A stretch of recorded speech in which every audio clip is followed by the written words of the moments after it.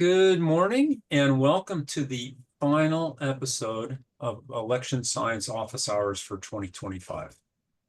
Or excuse me, 2024. See, I'm already in 2025. So the final episode for 2024, not in the future just yet. I am so excited today to have Jennifer Morrell with us. Jennifer is the CEO and co-founder of the Elections Group, where she's been working to develop professional resources for election officials and has been consulting on election administration and auditing. And we'll get some updates on some of that work today.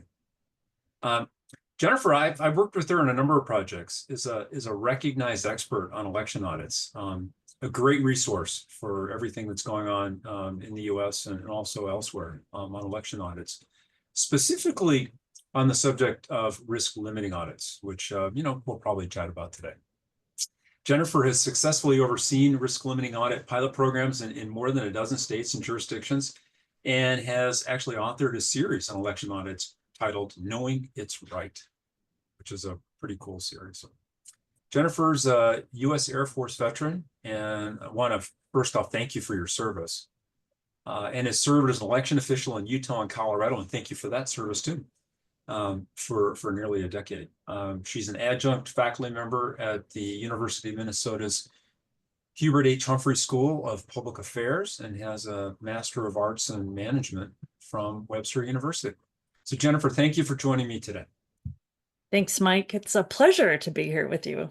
Well, in 2024 still, right?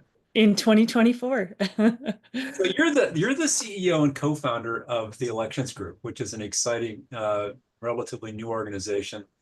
You co-founded it along with Cook County, Illinois Director of Elections, Noah Prize. Can you tell us a little bit about the work of the Elections Group and how you and Noah came to put this organization together? Sure. Well, we can credit, I guess, the start of this organization, or what really got us going, with 2020 and the pandemic. We started end of 2019 thinking we were going to do some consulting work together on just a small handful of requests that we'd gotten from some states and jurisdictions. And as the pandemic unfolded, quickly realized that our former colleagues, folks that we cared an awful lot about, and just the community at large could use some extra help. And that's really how we took off and got started. I think the important takeaway for us from that was we realized, well, we had a lot of experience that we could bring to the table. There were certainly things we didn't know how to tackle. And so we really reached back to the election community, to election officials that were currently serving, where we knew there were really good practices in place. And we took those and were able to then share those with other states or jurisdictions that was a good fit for. And that's really at the heart of what we do today. We're made up of now over 20 former state and local election officials, all bringing that subject matter expertise to the table, but also really focused on wanting to identify good practices, help other jurisdictions implement those practices. And our support looks like anything from building training resources, providing advice, doing direct consultation, and producing a whole host of resources now that sometimes my team surprises me, and I'll find something new on our website that I didn't realize we'd gotten to the finish line already. So it's a pretty exciting group to be able to co-lead with Noah. You've got a lot of experience in the area of election administration, and of course, you served as an election official. How did you initially get into this area of election administration? Probably like 80 or 90% of the election officials you talk to, Mike, totally by accident. Similar to what we see today, the city I lived in, the community I lived in, had a bit of an emergency. Their long-serving city clerk, city recorder, quit her job, packed up her office, and left about 4 days before a municipal election. I just happened to be a candidate on the ballot for that election. It was my second time running for office, and I suppose the mayor thought I knew a little bit about elections since I'd been a candidate. And yeah, I spent a couple of days trying to sort of brainstorm and help them figure out how we were going to run this thing. And asked me at the last minute to withdraw as candidate and come and oversee elections. And it was a wonderful experience. I think I still draw on that a lot because as a small municipal clerk, you don't have a lot of resources. I was really in office with just a couple of other staff doing a lot of things, with elections being just one small part of those responsibilities. And so I've worked with plenty of offices with well over 1 million voters. But when we put out resources, I want to make sure that those same resources will work for those offices with just a few thousand voters and the same resource constraints I faced when I first came into this work. So when you fell into that job, what was it that got you hooked though? Was there some specific experience or something that you felt that you could uniquely contribute in this area that just really kept you going? I mean, you could have left and done something else, right? Sure. Well, two things. Election night, we at that point were hand counting ballots. So those of you that have heard my deep concern with hand counting as a way of counting, conducting our elections, that's really where it stemmed from. I didn't know a lot about running elections, but I knew that we needed independent teams to count, and those counts should be verified by another team. And we did that repeatedly throughout the night, meaning the humans were struggling to come up with the same count. And it took 2 or 3 rounds before we all felt confident about that. And I remember thinking, there's got to be a better way to do this. There just has to be a better way. I think to my experience in the Air Force, uh, my assignment was logistics for the United States Air Force. So this idea of serving your community was already ingrained in me, but also having to do things with a level of precision around a certain activity or mission resonated with me. So I loved it. I saw the opportunities abounded for process improvement, and they You know, still do. a great career trajectory, and I can see how the strands of your experience all come together. And just as an anecdote, when I early got involved back in after the 2000 election myself in this area, Connie McCormick, who was the registrar recorder county clerk here in LA County, was a great mentor to me and many of the other academics coming into the space. And one of the things I'll never forget, when Connie first started describing to us logistics and election administration, she constantly used the analogy of military mobilization. Just because, of course, back then in most places it was really, we had just election day, right? Right. So mobilizing everything to work in one day, especially in LA County, but also in other large jurisdictions throughout Yeah. really, really from her perspective had that feel. And so I can see how your experience just 100% uniquely qualifies you to be an expert in this area. Yeah. Thank you.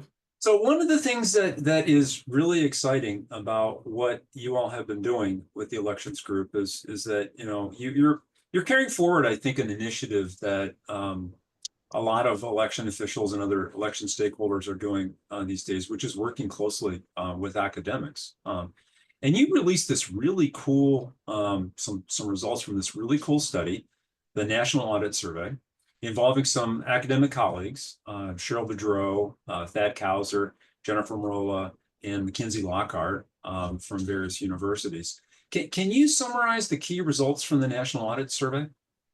Yeah, you bet. It's really exciting, actually. We've, as an organization, spent the last couple of years really trying to explore audits, bringing in election officials to think about ways we could do audits better. And one of the things we realized rather quickly was even when we had robust audits taking place in a jurisdiction, that information wasn't getting out to the public. And sometimes it was just a matter of the jurisdiction of their state wasn't publishing a report.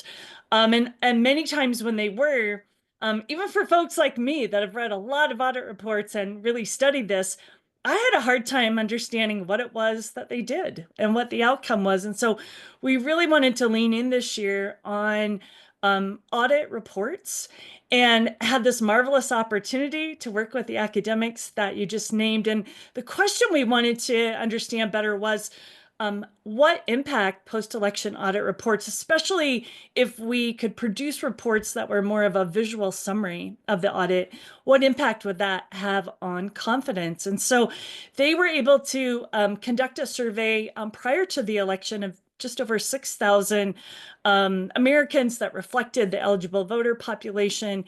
And what we learned from that, which is so exciting, is that learning about audits significantly increased trust in this case, we used a sample jurisdiction in their elections, and viewing this visual summary of the audit moved their trust, or the way they looked at the election, from very or somewhat confident, and increased that level of confidence. And I should sort of back up and say, what we did was we created a few different treatments for our academic partners.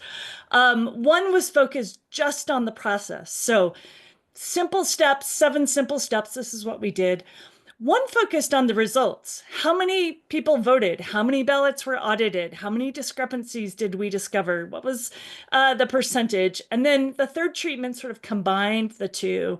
And what we found was that visual that focused on the process, what took place during the audit, was the one that really moved the needle in terms of trust.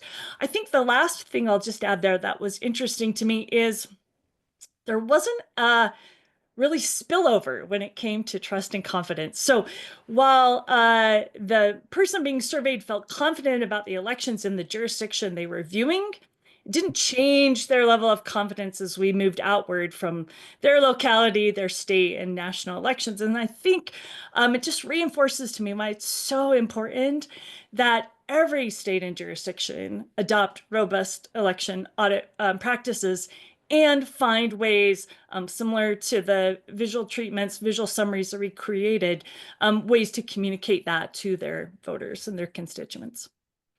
This one key result about the importance of visual audit summaries was really, to me, also the kind of key takeaway here, because I never really thought much about not just what I get more concerned about, just is like you already said, that many jurisdictions simply never release the results of these audits, and when they do, they're oftentimes released in just inconsistent, idiosyncratic formats that may not be very useful to anybody except for election geeks like me.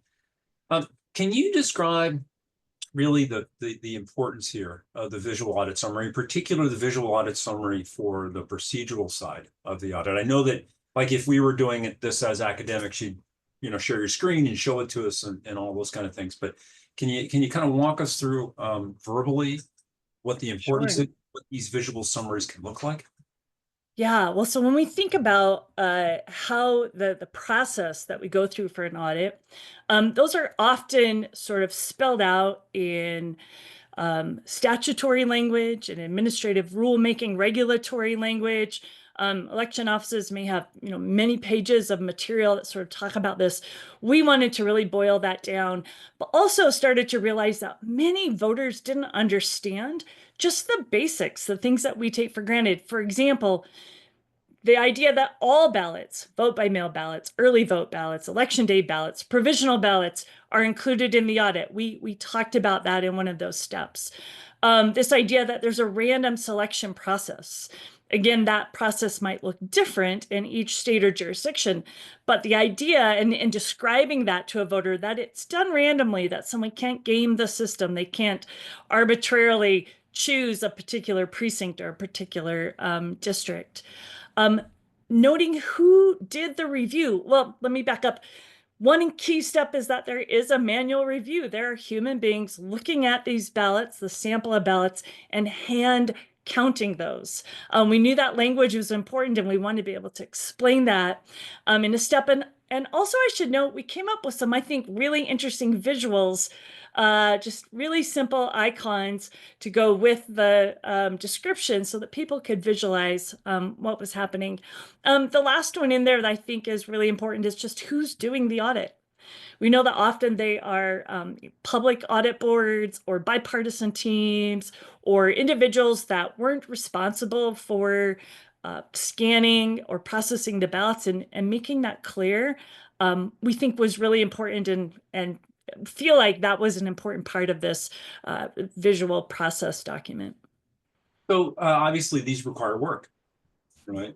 And they're not kind of visualizations. Even I struggle these days with our research to try to figure out how we can really effectively visualize results. I mean, it's a super important area these days. But for a small election jurisdiction that's, you know, under-resourced and maybe has one or two people working on elections, how do they develop these kind of visual summaries to present their auditing results? I love that you asked that question, Mike, because we've worked awfully hard to create some templates. Look, I realize there is not a one size fits all. But we've really tried to think about exactly what you described. How can somebody with very little skill when it comes to graphic design or even just thinking about the words, you know, how can we make that easier for them? So we've created templates that include these graphics. The idea is that as a jurisdiction, as an election official for a jurisdiction or as a state election official, you can take these, you can change, you can move things around. They're all in a PowerPoint, so they're very easy to sort of change colors, add logos, change font sizes. But we've put that to the test. We've handed these to a few, to more than a few election officials who have found it quite easy to customize those for their local office. The other thing I'll just add is for states that don't have bans or restrictions on in-kind support, we have a team of folks that can also do that at no cost if you need some extra help there. That's fantastic. Now, that's just one part of being transparent, right, with the public and stakeholders. How are you recommending that election officials share and disseminate these visual summaries and the results from their election audits? Well, the easy, most obvious answer is their website. I still can't tell you how many websites I go to. We just did a sweep after this election to see who had posted information about their audits, and we're still struggling to find that. So putting it on your website, putting it on a prominent place on your website, ideally close to wherever you're posting results so that people can find those. But there's been other good research, right, about this direct engagement with stakeholders and with the community through public tours of your facility or going out and do community presentations. So I really encourage people pre or post election to include that as part of that presentation. And again, using that template, voters walk these community stakeholders. And by that, I mean parties, candidates, you know, representatives of different groups within your community, walk them through the process. Make sure you let them know, again, even before an election, here are the steps that we go through after every single election to ensure that your vote was counted the way you intended. Fantastic advice. And, you know, again, I think a lot of election officials have all sorts of channels they can use. These direct channels by talking to people in their community, using their websites more effectively, social media, and communicating the results to people like you and I, right? Yes. So that we're aware of what they're doing and how they're doing it, and you know we can also help, you know, with that dissemination. And Mike, if you don't mind, I'll add one thing. Interestingly enough, and I think again, there's some good research out there. It's okay to talk about your discrepancies or where you've found issues. And I really credit the election offices that have done this, that have been really transparent about those areas where there maybe was an error discovered or an issue discovered. And you know, we know that actually also increases trust when we don't just say, you know, everything was 100% perfect. But yeah, actually, we did find some areas or some opportunities for improvement. And we include that in part of the template and really encourage people to be open about that and to let people know there's always areas or opportunities to improve. And that's another reason why we do these audits. No, I agree. You know, I think that every time I've encountered election auditing, until very recently, it's always seemed like something of an afterthought, right? Something we do because it's required that we do it. And again, the results typically aren't widely disseminated. And then, yes, when discrepancies arise, a lot of times they're just not really adequately communicated to stakeholders and the public, which I have always felt is a lost opportunity, right? Because, again, one of the things that we're teaching, we're both teaching students these days. One of the things that we like to tell students is, explore, be creative, make mistakes, because that's what we learn from. And I've often thought that, again, the results of election audits ought to be part of a process where you're conducting the audit, not just because you have to, but because you want to learn from it so you can improve your processes and procedures in the future. Right. So can you talk a little more generally about the landscape in the US across the country, about how post-election audits were used in this past election cycle in 2024? Yeah, well, so the good news is we now have all but just a couple of states that are conducting some type of post-election audit. That's a huge win. That's exciting. Still have no two states doing it exactly alike. I would just say, the three sort of main areas of difference, which is probably easier to talk about that than, what the whole 50 state landscape looks like. Whether those happen pre or post certification, again, I've seen a few more states this cycle change their requirements so that that audit is happening prior to either state certification or that local Canvas or local certification. So that's one difference. Sample size continues to vary, but again, we've seen in some states that sample size become more robust. So by sample size, I mean how many ballots are being reviewed or being included in that audit.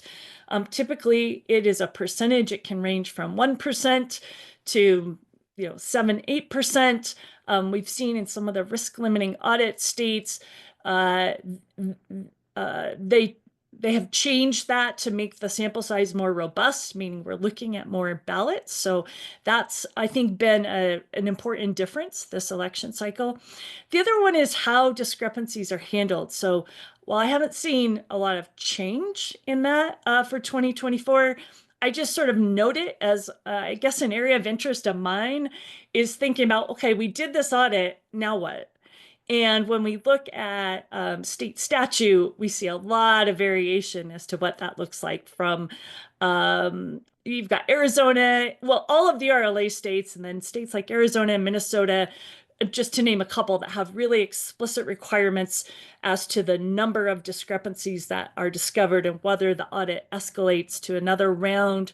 We draw another round of ballots and we review another round of ballots. Some states leave it up to the secretary to decide what to do. Some just say a report is filed and we look for opportunities for training. Some states are silent on that issue. So I think if we want to lean in on encouraging states, candidates, parties, stakeholders to use audits as a way to build confidence, to use audits as evidence that the election was conducted correctly, then we also need to think about the way or what we do when discrepancies are discovered. Right. So are there states or counties that you point to as really the kind of standouts for great best practices in the area of election auditing? Oh, I I'm gonna get in trouble if I do this, but I'm gonna pick a few that maybe we don't talk about a lot. I was really excited this year.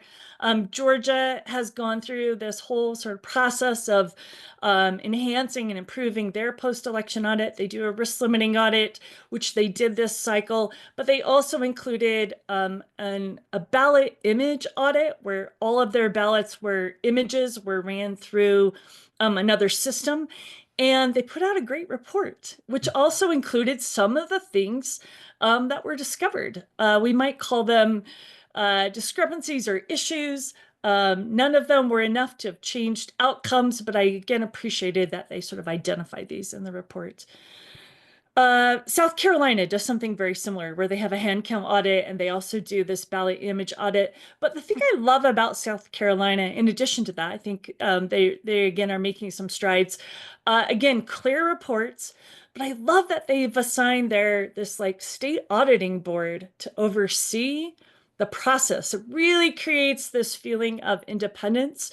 They work closely with the local jurisdictions, but it I think takes away any bias that people might perceive in terms of which races are selected for audit, what precincts are selected for audit. And again, they did a great job this cycle. They have in addition to their normal report format, put together a really nice visual summary of how their hand count audit works. North Carolina, they do something called a vote history audit. Maybe we'll talk a little bit more later on about different types of audits. But doing that sort of ballot accounting or ballot reconciliation is really important to me. And I love that they've included that as sort of an additional audit as well as their hand count audit. I've got to give kudos to South Dakota. They are one of the latest new states to actually conduct an audit. This is the first presidential election that they've done that, and they did that successfully. And then I'll just point to my own state here in Utah. The state auditor's office does this sort of like whole election system, this audit of the whole election system every 2 years and its controls. And I love the report that they put together. I love that it's objective. They don't name particular counties. I know there are other states that do this, but they don't target a county by name. They look at it like just wholly and say, out of the total number of counties we reviewed, there were 2 or 3 that had these particular issues, or overall, here's some areas for improvement that we would recommend, and then they follow up on it. So Well, I'll great. stop That's a there. great summary of it. Really what places for folks to look at, right? If they want to look at some outstanding practices and some really important innovations like in Georgia, over past practices in this area. So something that I don't think will get you in trouble, right? And I know you're called in, right, to advise and consult with election jurisdictions in this area of election auditing. So in terms of just really thinking about, like, if someone said, come in, we want to do the state of the art, reimagine the election auditing process for us from start to finish, what are the auditing procedures or steps in the process or components of the process that from your perspective would just be non-negotiable, like they have to do in order to have a robust election auditing process? Right. Well, so first of all, we use this term election audit. And so it solely applies to one thing, and that is this post-election review of ballots and voting equipment to ensure that that was conducted or that the equipment operated or performed the way we expected it to. So I just want to step back from that for just a minute and recognize that when people say, what's the best audit? I say, well, what is it that you're auditing? What process is it that you want to audit? And certainly in some of the reports that we've put out over the last few years, one in particular called Exploring Audits, we look at some like generally accepted accounting and auditing principles. So I think, first of all, starting there, conducting audits ethically and transparently and ensuring that we don't reveal information about how a voter voted. I think there are some sort of key fundamentals. But I think what you're asking me is about tabulation audits, about this type of audit that right now is conducted in most states and that we were just discussing in terms of reporting. I really you may be expecting me to talk about risk limiting audits, and I'm not. They're not necessarily a fit for every state and jurisdiction. And there's some great principles that come with them, but there are also some things I think are challenging. And so rather than focus on a methodology when I make recommendations, I really focus on principles, and I can talk through those really quick. That ballot accounting I mentioned that North Carolina does, it's so important. It's the way before we even go into the audit that we ensure that we have full sort of accounting of our ballots. We haven't scanned a batch twice or lost a batch or inadvertently deleted a batch. That to me that should happen with every single audit, regardless of the method. Making sure that the sample is drawn from the entire population of ballots. So we see some states just focus on election day ballots, or they exclude provisionals, or they exclude Yokava ballots. So, a good principle is all ballots should be equally likely to be selected, including all precincts, all election, any political subdivision, I guess. Everything should be equal, have an equal chance of being selected for the audit. That physical review part. So I mentioned the ballot image audits that were done in a couple of these states. And some folks watching this might be surprised to hear me say, I love that those states did that. But I appreciated it because they did it in conjunction with an audit that took a sample and did a manual human review. I think that for me we can't just rely on the images. We have to have some sort of physical examination. The other one that's an important principle for me is making sure the auditors have no knowledge of the results. They should have no knowledge of how the voting system interpreted each ballot or subtotals, depending on what it is that they're looking at. I've observed audits where the auditors will hand tally and then they'll say this is the number of votes, and somebody will tell them yes or no, you got it right or you got it wrong. And if they got it wrong, they need to go back and fix it. There are ways to do that to create that independence, but giving them the answers ahead of time is not the way to do that. I guess the last two that I'll sort of mention, and all of these principles are in that report I mentioned, that independence. So we know election officials are the custodians of those ballots and that equipment. They need to be involved. They know how they were stored and sealed and all of those things, but really is important to have independent auditors in there. And by that, it could be your canvas board, it could be your political party chairs, it could be poll workers that served in polling locations, it could be citizen audit boards, as some states have done, but having that review done not by election staff, I think is critical. And then the last thing I'll just mention is reports, making that transparent and sharing that information with the public. I absolutely love the answer. I, to be honest, wasn't fishing for anything, right?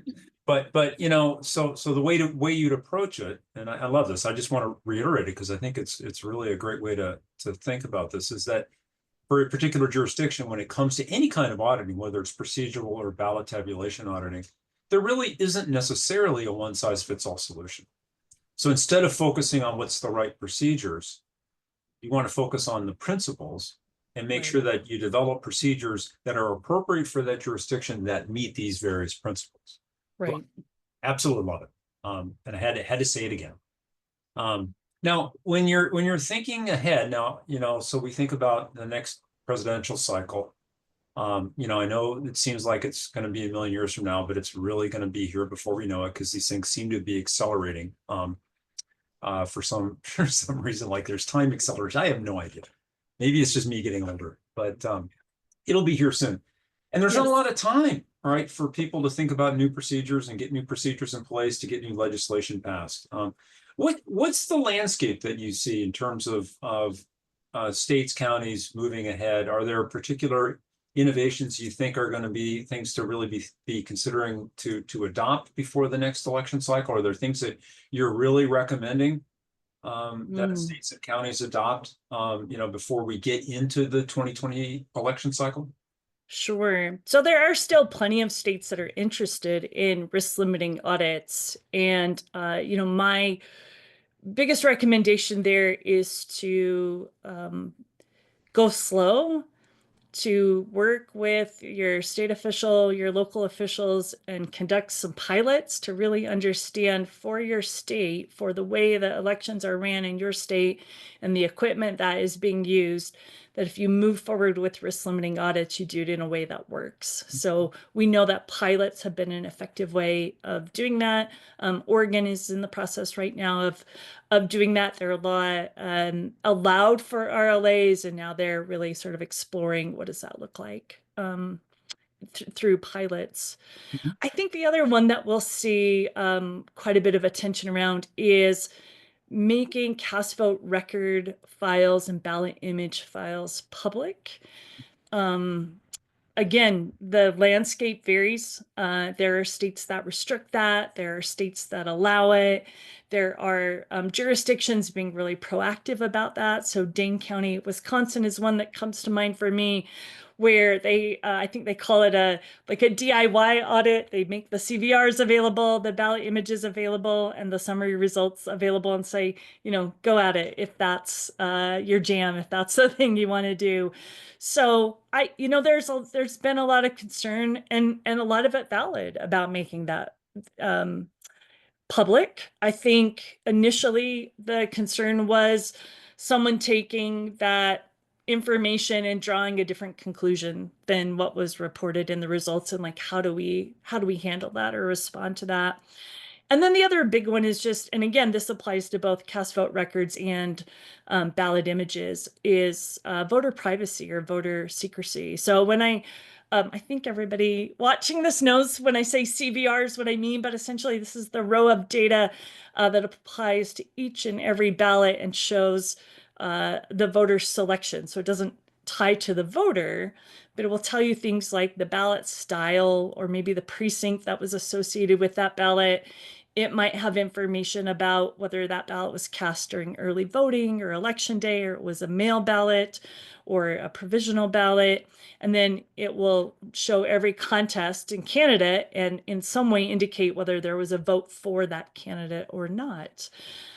In certain situations, you might be able to use that data to, especially when we have low turnout and in unique ballot styles, make a determination about who voted that ballot using the vote history data. So legitimate concern there about how do we make those public and use those as a way to either enhance our audits or just provide another layer of transparency, but still protect voter privacy. Same with ballot images.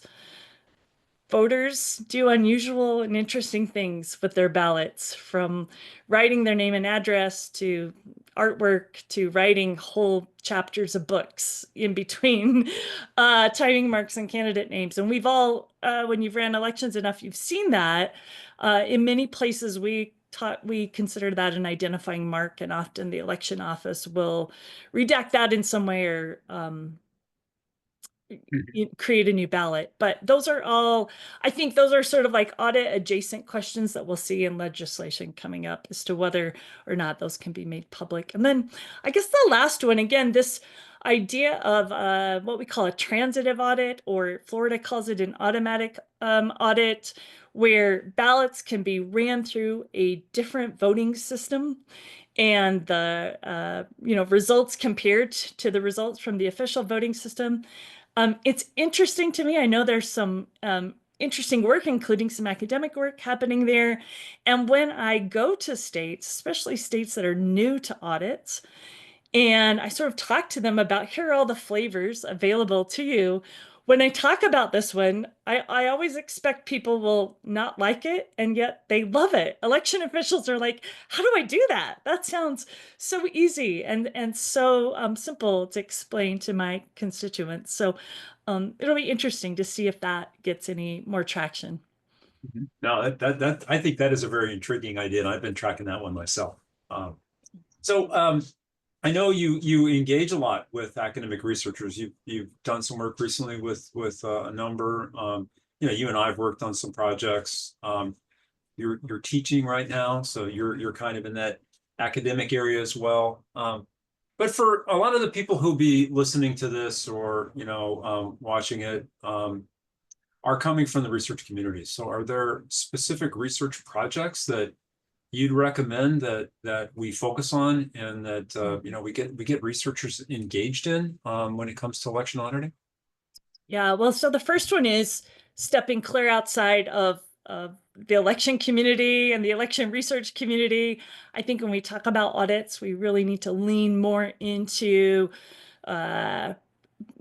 professional accredited auditors, folks that have really studied just the field of auditing generally, because I find when I work with a state and they include somebody, for example, from their state auditing office, they've already mastered some of these hard questions, like what's an adequate sample size? When have we reviewed enough evidence? When can the audit stop? So I think there's a lot we still have to learn from that community. Sample size, I think, continues to be an area where I still feel like there needs to be more work done. I think I don't think we've figured this one out. We look at risk limiting audits. Initially, we sort of sold those as an efficient way of auditing. I can look at some of the risk limiting audit states and the number of ballots they reviewed for this election and think, I just don't know that that's enough. Like maybe it's too efficient. And we've heard that from some of, for certain methods of RLAs, we've heard that from local officials that while it's efficient, it's not enough for their voters to feel confident about the audit, right? So they've had to artificially inflate that sample size. However, there are some RLA states that I think maybe are looking at too many because they're using a different method. They're using like a batch method where it's pretty taxing on the local official. So figuring out like what is adequate. I still like the principle behind the sample size calculation for risk limiting audits, where the tighter the race or the tighter the margin, the more ballots you look at, the wider the margin, the fewer. And when I talk to expert auditors, that sort of falls in line with the way they think about sample sizes as well. So even stepping outside of an election, if I'm doing a financial audit, if I know that there have been issues or there are some real concerns, I might draw more financial records than if, things have been sort of humming along. So I think that's an area where we need more work.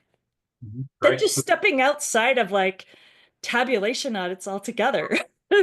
We've got this huge opportunity to look at these really critical processes that have come under a lot of criticism and a lot of scrutiny and create audit processes that work. And one is, I know, in line with a lot of work you've done around voter registration databases and list maintenance, and really thinking about what can an election office do? What are some even internal quality control checks that they can do? What might a state do? And what might someone independent of a state, like an organization like Vote Shield or someone like that, or academic organization like your own, come in and do some evaluation or some auditing of voter records? So is there one more process that you think is ripe for researchers other than voter registration? Mm. Oh, yes. But sometimes when I talk about these things, I think, I don't know, are researchers even going to be interested in this? Yep, we can throw it You out. you have to just look at the news and look at where we see repeated issues. So again, I call it ballot management. It's this area where we have to definitively say that we can account for all of our ballots, right? So it's sort of a combination of the reconciliation that takes place at polling locations, the ballot accounting, the logging that takes place as we're moving mail ballots, maybe through a central count facility. It's those sort of chain of custody steps that all election offices take to verify containers and equipment and trays of ballots. But it's having a way to do that prior to each election, to sort of build on that confidence. I think where research could be interesting is we're talking about doing all of these things in a really tight time frame. Unlike audits that we see in other sectors of our government that may take months or years, we've got to find a way to do this in a matter of days. And so I think that's where research could play a really interesting role, is whether it's these post-election procedures. The other one that we talk about a lot is the ballot proofing, and you may even lump that in with just like a performance audit, meaning like, are there internal checklists? Are people trained? Are we in compliance with law? Those can be done, pre-election, but again, helping election officials think about how to do the thing and then how to do the thing efficiently, so as not to like get in the way of running an election. Great.